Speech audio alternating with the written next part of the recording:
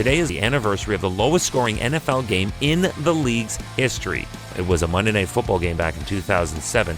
Hi, I'm Chris May, writer, producer, and host of This Day in Weather History, now in its second year from the Weather Network in Canada. As you listen to this podcast, remember that no matter how bad your game might be, this one was the worst. And it happened this day in weather history. On Monday, November 26, 2007, a national audience tuned into Monday Night Football to watch a classic showdown between two longtime AFC rivals, the Steelers and the Dolphins. But the weather had a different game plan drawn up. Lightning and heavy rain opened up early and pushed back the start of the game by 25 minutes at the Steelers' home park of Heinz Field in Pittsburgh. Remember yesterday's Mud Bowl game in Toronto at the 1950 Grey Cup? Well, here we go again. November's going to do that. The muddy field conditions here, 57 years later, made for one of the ugliest and lowest scoring NFL games in history and, just like yesterday, ended in a shutout. The Pittsburgh Steelers won by one field goal. That's right, 3-0 final score. Oh, and that field goal came with 17 seconds left in the game. Oh, gosh. Could you imagine paying money to see that? Going in, the betting lines favored the Steelers by 14 points. The Dolphins were in a rebuilding stage. They were 0-11, winless in the season so far. So there was blood in the water, and the Steelers were expected to devour the fish. In sports parlance, you would have expected this game to be a laugher.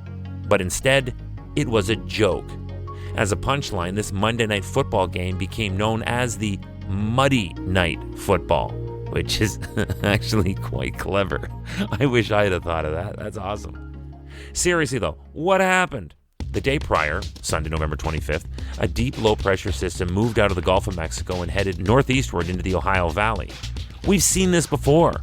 The cold air that is sinking from the Arctic trying to bring winter in is still battling it out with the hot, humid air mass from the Gulf that taps that dense moisture feed.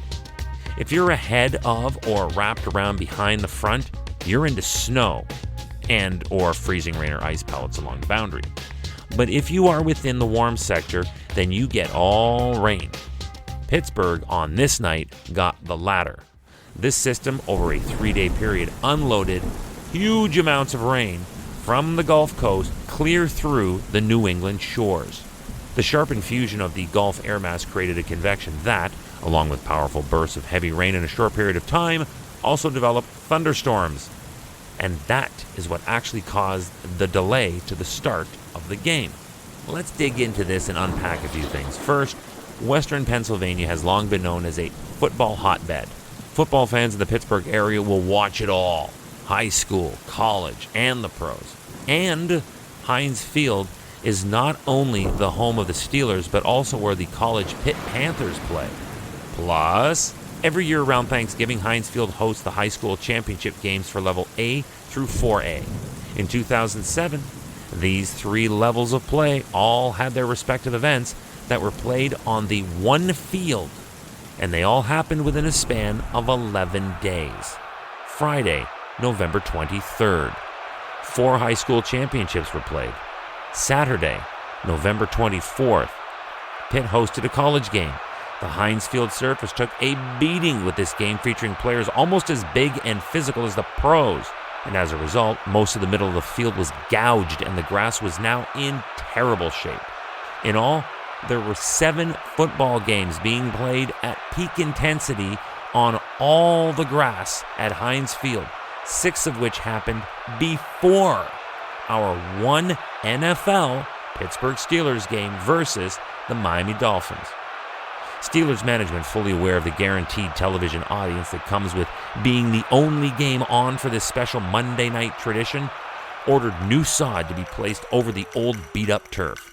Let's go back to yesterday again. I mentioned that in hindsight, Varsity Stadium in Toronto could have used a tarp to protect the field from heavy rain, but they did not. Well, Heinz Field did use a tarp, but it had holes in it, and it leaked. And because of the way the sod was placed, the field had little to no drainage. And that is why the Muddy Night Football game ended in a 3-0 victory for the Steelers. This day in weather history. Tomorrow is November 27th, and we're sticking with football for one more day. You see, this month has been looking back at the most memorable weather effects on Canada's CFL Grey Cup Championship. We've had the Fog Bowl, the Mud Bowl, and tomorrow is the Ice Bowl. I'll tell you what happened tomorrow right here on This Day in Weather History with me, your host, Chris May.